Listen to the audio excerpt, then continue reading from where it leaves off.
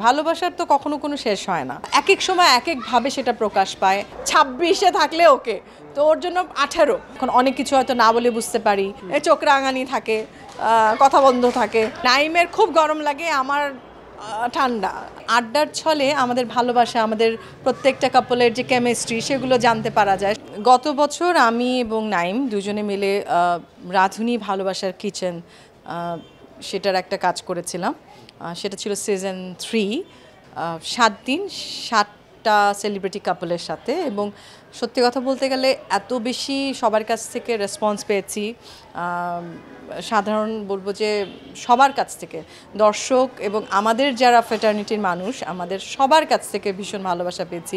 কারণ হয় কি, আড্ডার ছলে আমাদের ভালোবাসা, আমাদের প্রত্যেকটা কাপলের যে কেমিস্ট্রি, সেগুলো জানতে পারা যায়। সবার এক ধরনের আগ্রহ থাকে এবং সেই ধারাবাহিকতায় এবারও আমরা রাঁধুনি ভালোবাসা কিচেন সিজন 4 নিয়ে আসছি।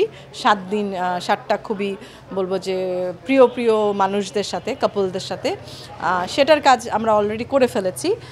এছাড়াও এর মধ্যে আরও 1-2টো কাজ করার কথা আছে।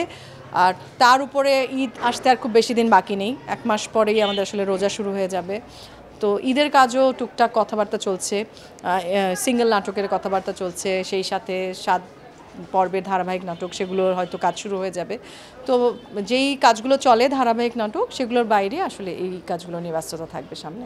ভালোবাসাটা তো আসলে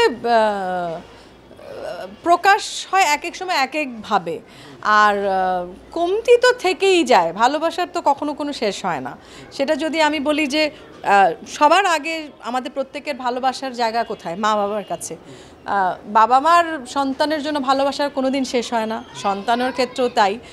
এক সময় ভাবে সেটা প্রকাশ পায়। সেটা কখনো কেয়ারিং দিয়ে, কখনো হয়তো বা একটু শাসন দিয়ে, কখনো একটু আবদার দিয়ে, কখনো অভিমান দিয়ে, কখনো রাগ দিয়ে। তো স্বামী স্ত্রীর ক্ষেত্রেও সেটাই থাকে। আর আমাদের আসলে দেখতে দেখতে 9 বছর হয়ে গেল বিয়ের।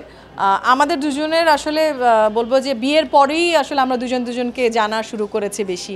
আস্তে আস্তে আমরা দুজনকে জানছি, বুঝতে পারছি। এখন অনেক কিছু হয়তো না বলে বুঝতে পারি, আমারটাও অনেক কিছু নাইম বুঝতে পারে। তো এর মধ্যে খুনসুটি থাকে, কেন বুঝতে পারলো না, সেগুলো তো থাকবেই। চোখ রাঙানি থাকে, কথা বন্ধ থাকে। এই এক সময়ের যে একটা ফ্লেভার, এগুলোই বলবো যে জীবনের বলবো ভালোবাসা বিভিন্নভাবে আসলে অ্যাড করে, পরিপূর্ণ করে আসলে। দুইজনই মানে সবচেয়ে বেশি বিষয়টা প্রথমে বিয়ের পর থেকে যেটা হয়েছে যে রুমের এসির টেম্পারেচার, মানে নাইমের খুব গরম লাগে, আমার ঠান্ডা। আমার জন্য মানে ও পারলে এসি ফ্যান দুটোই চালায় রাখে, আমার তো একদমই না। সো এটা হচ্ছে রুমের টেম্পারেচার 26-এ থাকলে ওকে, তো ওর জন্য 18। সো মানে মানে বলবো যে কম্প্রোমাইজটা তো প্রথম থেকে ওকে করতে হয়েছে। আর এই তো এরকম অনেক ধরনেরই আছে, যেরকম আমি হয়তো অনেক এক্সপ্রেসিভ, ও হয়তো কথা বলে না, বা রাগ হলেও সেটা বুঝতে হয়, সেটা নিয়ে একটু ঝামেলা হতো যে কীভাবে বুঝে নিব না বললে। সো এরকম তো থাকেই।